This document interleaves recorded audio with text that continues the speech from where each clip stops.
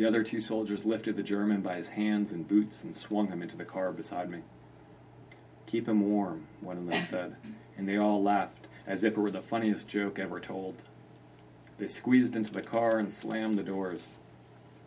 I decided I was still alive because they wanted to execute me in public as a warning to other looters.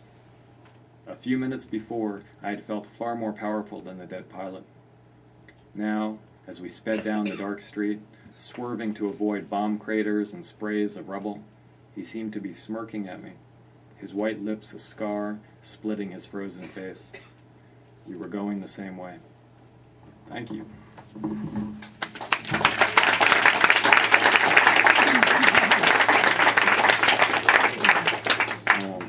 One of my friends, his mother is a speech therapist, and we were at dinner one night, and she said, "You know you have a lazy S, right?" And no, I hadn't heard that before, actually. I went 35 years of my life without ever hearing that, but now that I know it, I can't hear myself read without noticing my lazy S. And there's one sentence in that chapter that it's always like impossible for me to stammer through. But anyway, thank you for suffering through that. One of the reasons I chose that chapter is because there's very little dialogue, and really good readers are able to distinguish between male voices, feminine voices, all the rest, do different accents, and I've never been able to do that, so hence the first chapter. But anyway, if anyone has any questions, I'm happy to try to answer them. Yes, sir? When are they going to make this phenomenal book into a movie?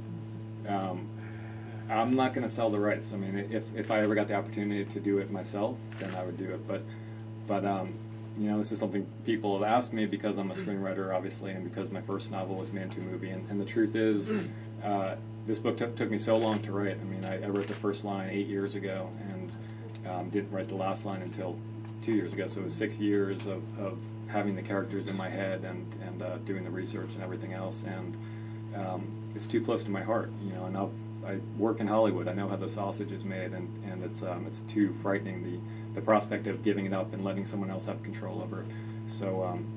So I don't think it's very likely that anyone's going to hand me $50 million to make a World War II movie, having never made a movie before, but that's the answer, basically.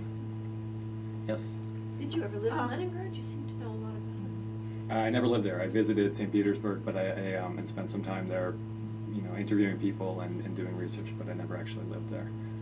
Thank you. Yes?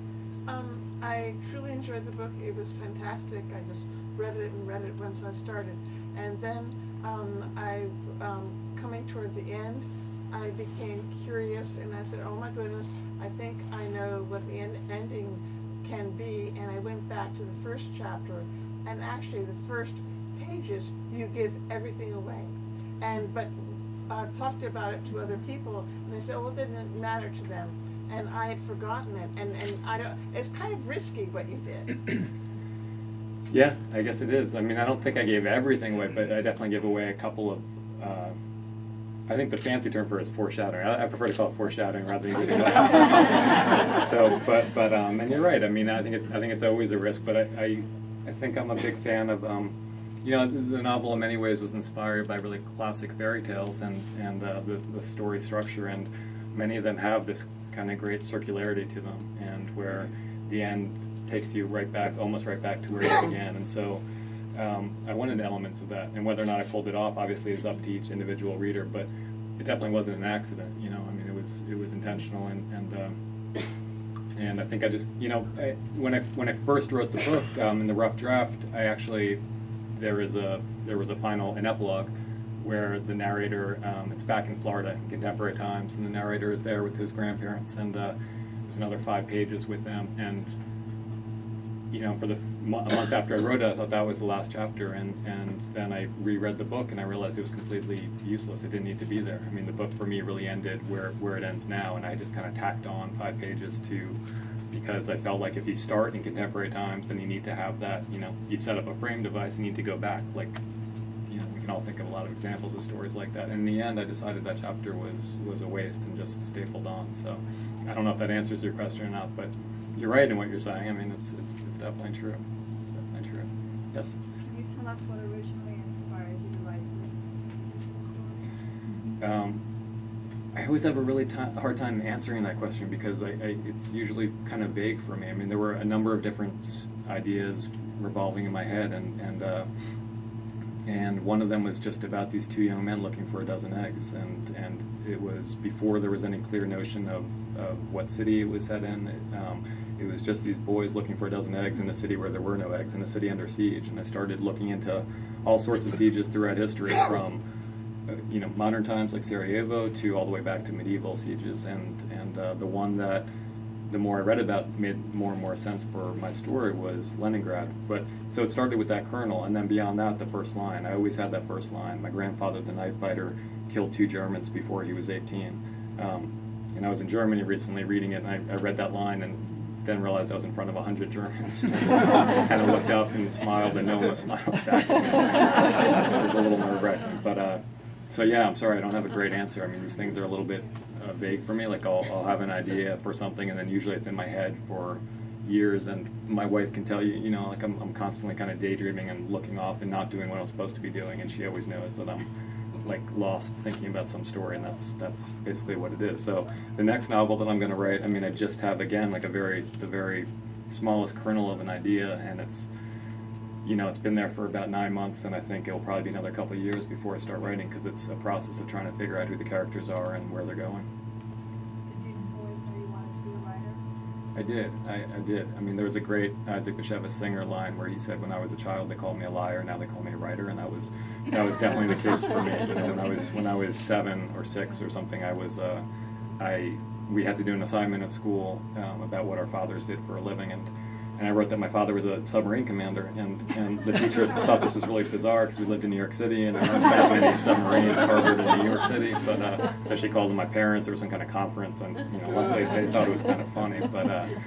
But yes, I was always wanted to be a writer. I wanted to be a shortstop for the New York Yankees, but wasn't coordinated, unfortunately. Yes, sir. You said that the characters in the story or something is in your head. At what point, and you're developing this, at what point does it start coming out of your head, either writing it or taking notes, or? Well, I started taking notes pretty early because once I figured out the basic parameters of this story, I knew I had to do a ton of research. I've never written any historical fiction before, so this one was quite a lot more work, and I don't know if I'll ever do it again because it did take me so long. But so I was taking notes fairly early on, and again, I had that first line, and I wrote a couple of pages, but it never, aside from the first line, which I kept, the opening pages never worked. So I ended up doing a lot of back and forth where I wrote the opening pages in first person, then I threw them out, I wrote them in third person. I kept going back and forth between the two. So the answer is, fairly early on I started writing, but then I couldn't figure out what I was doing. It wasn't working at all, and I put it aside for about 4 years, and I was still doing research during that time and still trying to figure things out in my head, but I was never actively writing on it. I was working on other projects, on short stories, screenplays. Are the characters like one at a time, or do you get? No, I mean, with this one anyway, the two, I mean, there were two kind of central characters, and they were always together. Like, the story was always, in my mind, the image was always these two young men wandering through a snowy forest or through snowy streets of Leningrad on a search. And that's part of what I guess is the fairy tale structure, because fairy tales traditionally, it's a young boy or a girl who's on a quest to find some mythical object and encounters, hey sweetheart, whose birthday is it, baby doll? Today your birthday, It's too? not my birthday. It's the one song she knows, so she can sing my birthday. But so I had the two main characters in my head the whole time, and then other characters were kind of added on as I went along.